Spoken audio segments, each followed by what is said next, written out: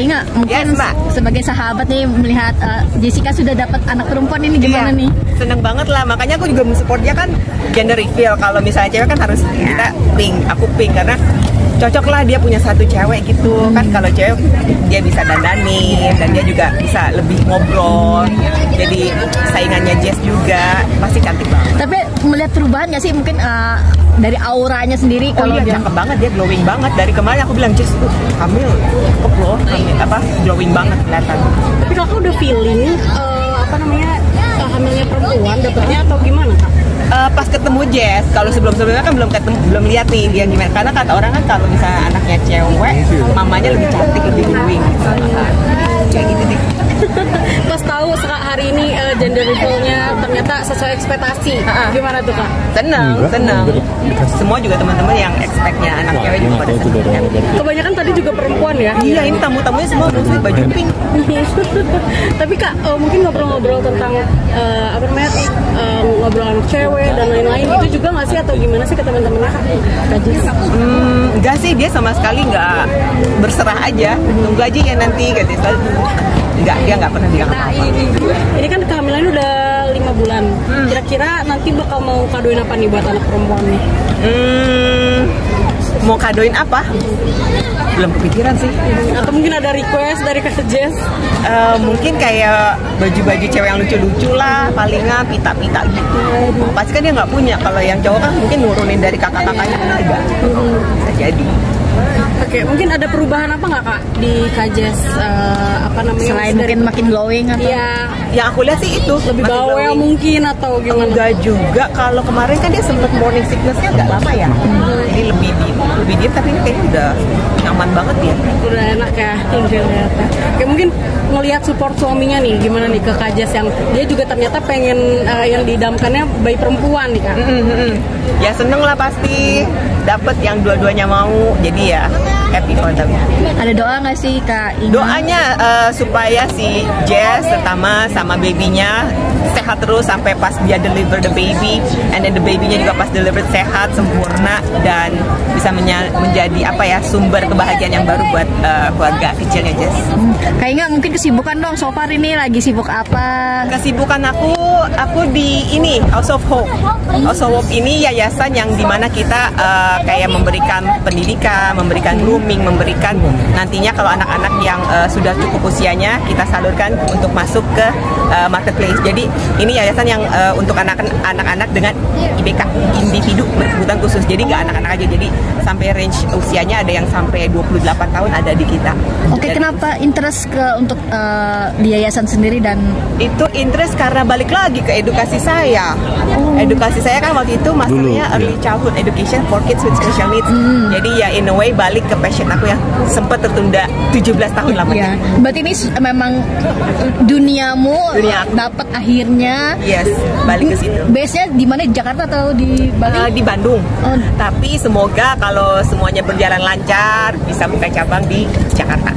Gimana sih Kak, mungkin berbagi dong kisah in charge di yayasan ini seperti apa sih mungkin? Aku kebetulan berpartnernya, aku in charge di bagian wellness. Jadi wellness karena aku kan suka yang namanya sport, suka aktif, suka gerak. Jadi aku mau memastikan anak-anak ini nih bergerak. Because mereka sangat-sangat kurang di support untuk bergerak aktif. Karena menurut aku kalau kita aja deh orang normal butuh ya bergerak, butuh olahraga supaya metabolismenya bagus, peredaran darah bagus, oksigen bagus. Jadi pada saat mereka kerja juga bagus, moodnya nggak up and down, mereka lebih bisa fokus dan mereka jauh dari penyakit. Karena kebanyakan ya, nggak semua anak-anak yang IBK-nya tuh Down syndrome, mereka tendensinya obes. Karena mereka ya selain mereka memang agak terbatas ya untuk bisa bergerakan susah dan nggak disupport gitu loh sama sekelilingnya untuk ayo kamu gerak supaya badannya nggak sampai obes. Kalau udah obes kan nantinya bisa masalah yang lain lah, diabetes, penyakit darah tinggi atau hormonal stuff lainnya. Jadi mereka harus aku usahakan bergerak. Seperti apa sih? Mungkin ada tingkatan kesulitan untuk ngatur anak-anak demikiannya mungkin kalau dari kalau kesulitan sih kita dibantu sama tim psikolog juga, ada guru-guru juga yang udah memang terlatih, udah berpengalaman banget. Jadi biasanya yang mau masuk ke situ akan ada tesnya dulu, dites dulu sama psikolog kita. Terus nanti kalau mereka udah mencapai usia boleh kerja 18 tahun itu, kita bantu salurin. Which is why aku butuh teman-teman untuk membuka hati kalau memang kamu punya perusahaan apa gitu ya, dan bisa memberikan izin anak-anak IBK ini untuk magang gitu, untuk nyoba dulu. Jadi yang kita salurkan pun juga ini pasti udah ready, udah siap untuk ke marketplace. Because sometimes people udah punya stigma sendiri, udah punya wall sendiri, nggak mau kasih kesempatan, padahal mereka bisa. Jadi kalau memang kalian mau membiarkan mereka mencoba magang aja dulu, please contact me, contact us di House of Hope. Kayaknya mungkin kan ada beberapa tempat yang akhirnya memperkerjakan anak-anak demikian. Gimana sih lo dengan anak-anak ini yang masih anak-anak kasih ini yang kesempatan? udah kerja beda banget. Setelah 1-2 bulan mereka kerja, self confidence jadi ngebus banget. Mereka jadi yang tadinya mungkin awalnya kalau ketemu orang masih yang nunduk, masih malu, masih gimana gitu ya. Pas udah bekerja, mereka tahu mereka bisa earn their own money, mereka ketemu sama orang-orang normal dan bisa bergaul, dikasih kepercayaan mereka, jadi kalau jalan udah bisa negor, udah mau nyapa duluan, jadi it's really good. Kayak salah satu killing time juga nggak sih, artinya ketemu banyak anak-anak, terus mungkin di tengah kesibukan nge-gym juga nih salah satu killing time juga sih. Di tengah kesendirian. Aku memang di situ, kerja di situ, aku bagian in charge di wellness programnya gitu, jadi nggak killing time, memang itu passion. Salah satu memang. Iya, jadi aku bolak-balik ke Bandung and then help with the Hopecast. Jadi kita punya podcast tapi namanya Hopecast, dimana di situ banyak narasumbernya yang memang mungkin parents atau educator atau orang-orang yang memang bergerak atau pernah bantu di bidang special needs.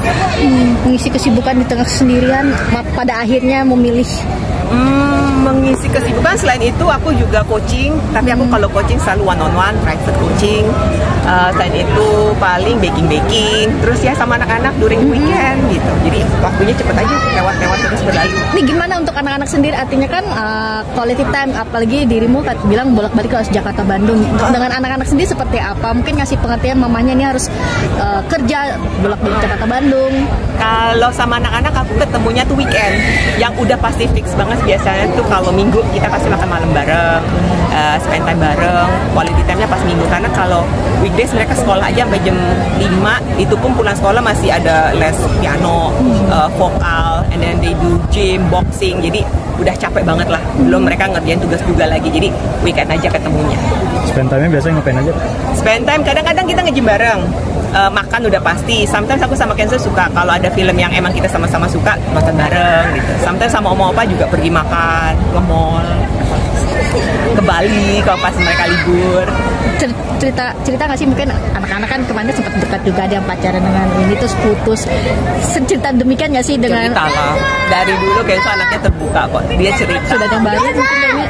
Yang baru belum, karena dia lebih mau fokus di education dia nih. Karena kan udah mau selesai, udah mau uni kan. Jadi dia lagi fokus itu. Berarti untuk love percintaannya belum? Saat ini sih belum. Tapi kalau sampai ada pasti dia kasih tahu kok. Karena kita pasti discuss. Kayaknya mungkin dikit aja kali mau yang kemarin viral itu. Nggak mau kalau itu. Ya mungkin gimana? Nanti jadi panjang. Dikit aja. Mungkin banyak yang nge-DM, banyak yang ngetek-ngetekin, apalagi fans ya di sosial media pasti banyak banget yang ini. Terganggu nggak sih? Enggak. Karena yang nge-DM aku mostly orangnya baik-baik, kasih support, doain aku harus sabar, harus bahagia, bahwa aku udah melakukan yang benar, aku udah di jalur yang benar, dan jadi mereka baik-baik sih. Nggak, maksudnya agak kecewa nggak sih? Kecewa mungkin pasti, terus kecewanya kadarnya seperti apa sih? Mungkin masih kecewanya cuma sebentar banget, karena aku dikasih link pun aku nggak mau buka, karena nggak penting bagi aku kan. Karena sempat ada yang begitu, ada yang kasih tahu gitu loh, terus aku nggak mau buka, sampai akhirnya ada yang, ini ada yang lucu banget gitu. Ada soalnya kayak Instagram siapa gitu, dia malah dia yang ngegas gitu loh. Jadi dia mengomentari video yang dia lihat. Cuma lucu banget, jadi dia ngamuk sendiri. Jadi aku, kamu lucu banget ngegas gitu doang. Tapi kayaknya banyak yang mungkin tidak terima dengan statement demikian, para netizen akhirnya membela dirimu. Kenapa sih harus dibahas lagi? Padahal kan sudah kemarin ya. Just ditanyakan sama orangnya yang membahas, yang membuat jadi bahasan. Tapi banyak yang ngedukung netizen, dirimu sendiri. Kalau yang nge-DM aku ya obviously mensupport. Kayaknya lebih memilih untuk tidak menanggapi ya. Iya. Karena jadinya panjang lagi dan aku udah happy nih. Jadi kalau misalnya ke-drag lagi aku nolak, nggak mau. Aku udah happy, udah di sini. Ya, udah happy tapi masih di. Jadi nggak usah lagi, hopefully.